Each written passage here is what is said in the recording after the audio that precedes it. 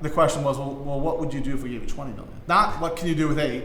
And it was like, come on, that's crazy. Like, we're thinking about iterating off last quarter where we grew 50%.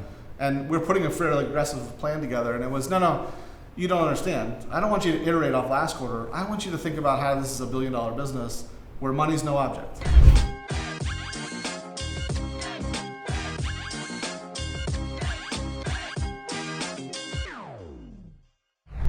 Pete Barth is a staple in the Greenville community. You created Iron Yard schools, coding schools that scaled in how many? 25 cities. 25 cities across the United States and internationally. But then you end up getting into a role where you were with WeWork, right? Yeah. Give us just a little foundation of how you ended up at WeWork. Yeah, so Iron Yard, I sold to a public company in 2015, stayed on 2 years as the CEO, which was kind of a wild journey in and of itself. But as my time was up there, WeWork had just bought a code school in New York City. It was kind of a single location school called Flatiron School. And they had a vision of they wanted to put a Flatiron in every building in the world, which at that time was like 500 buildings. And we had opened up 25 locations in the Iron Yard, which at that point, nobody else had opened that many campuses. So they found out I was going to be free and reached out and said, hey, would you come over and help us grow? And I initially said, no, I'm not interested. I'm kind of burned out, but I'll come up and consult. You shouldn't repeat the mistakes we've made and you should learn from our experience. So spent 2 weeks in New York with my co-founders from the Iron Yard and fell in love with the team. Like, it really reinvigorated our passion for what we're doing at the Iron Yard. So I agreed to stay on 6 months as a full-time consultant. And by the end of that 6 months, I was telling them, hey, like, you should fire me. Like, there's nobody to do the advice I'm giving you to. And they flipped it on me and said, you should come do this. So at that point, I was fully in. So you're working full-time for an organization that's owned by WeWork, right? So you're basically in the WeWork weeds. In the moment that WeWork gets a lot of attention for, as far as maybe not making the best financial decisions. Yeah, my fun maybe side story here is that my first day as official employee at WeWork was the last day to register for summer camp. So if you've watched any of the shows, you've probably heard about summer camp.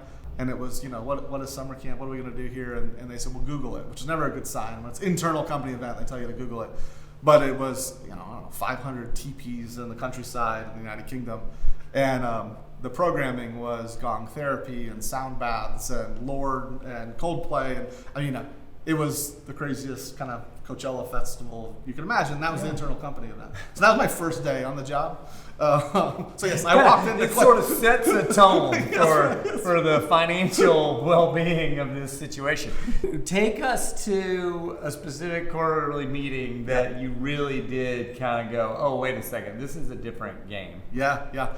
So we're probably a year into my time at WeWork. At this point, I've had 15 years of career experience. It's normal to have regular budget meetings, and you come in and say, hey, we need $10 million to run the business, and the decision by the investors or the board or the management team is, well, how can we do with 8, right? Or how can we do with 7? That's every meeting. Whatever number you said, of course, I'm going to go, well, we'll do it for a little less. Right. Same quality. Same quality. Yeah. Same results. Just cut the budget a little bit. Yeah. So this meeting, and this has been kind of typical, this was kind of the one that pushed the furthest, was we walked in this meeting, we put the budget in front of the team, and it was, and I don't remember the exact number, so it was 10 million. The question was, well, what would you do if we gave you 20 million? Not what can you do with 8? And it was like, come on, that's crazy. Like, we're thinking about iterating off last quarter where we grew 50%. And we're putting a fairly aggressive plan together. And it was, no, you don't understand. I don't want you to iterate off last quarter. I want you to think about how this is a $1 billion business where money's no object. Like, how can you make this bigger? Well, all right, if it's going to be a $1 billion business, we have to be in 50 cities that are all $100 million each, and that kind of math. But it was like, how do you get from last quarter to this quarter? But that was every finance meeting from that point out was, you're not asking for enough. You're not being aggressive enough. How can you do this? And it was not only build a whole new plan, you can present it in front of the company in 24 hours.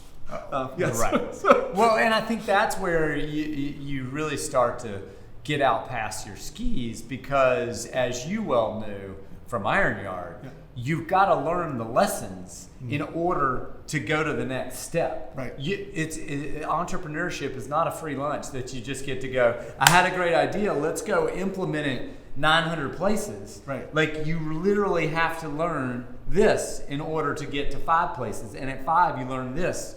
Yeah. And when you're shoved into this place of let me expand, Yeah. it's actually not healthy. Yeah, no, it was a really interesting dynamic.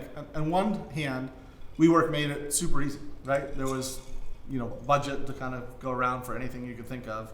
And there was already real estate in every market. When I opened up 25 locations at Iron Yard, I had to sign 25 leases and figure out, where in town. And so we had to really learn the community. At WeWork, we already have 500 pins on the map. Just pick one. And you can have a floor in the building and there's your campus. And so it removed all that, friction, but also like the rigor of like having to understand what's happening in Houston. We just said, well, there's 3 buildings, pick one and open a floor. And so we didn't have to figure out Houston and how was Flatiron School going to play in Houston. We did that after the fact, but that was actually much harder. And we learned that at scale, like it seemed easy in the beginning. But when we came into the Iron Yard and had to be scrappy and had to figure out the community and had to find out partners before we ever signed the first lease, it was much less bumpy, as we grew. Well, and I think that's one of the things that large corporations miss in our process is they do think, oh, we have the resources and the capabilities, so clearly we'll make it a success. Yep. But 1 out of 10 times they make it a success. Right. And they always look to entrepreneurs to say, wow, you make it successful over and over and over again. You must have something magical. And it's like, yeah, it's hard work. Yeah. Like we stop and we do the thing and we're forced by our constraints of finances to get it right. Yeah. I mean, I think that's the most downplayed aspect of entrepreneurship is hard work. I mean, people talk about 100-hour work weeks, which I don't think many people actually work 100-hour work weeks. But the idea of like working incredibly hard and having skin in the game, and like every time you're taking a risk, it's your personal risk you're putting on there. And when you're at a big organization with lots of money and it's just another number, like some of that's gone, and it has a different output, different product. I think that it's why I think corporates always struggle with internal innovation, whereas the external entrepreneur. They just have more riding on it, so they can't afford to fail. Or if they fail, they're gonna fail really fast and figure out the pivot. That's right. Yeah. Oh, well, thanks for sharing that. Love it. If you've liked any of these stories on Entrepreneur Studio, please give it a like and share it with a friend.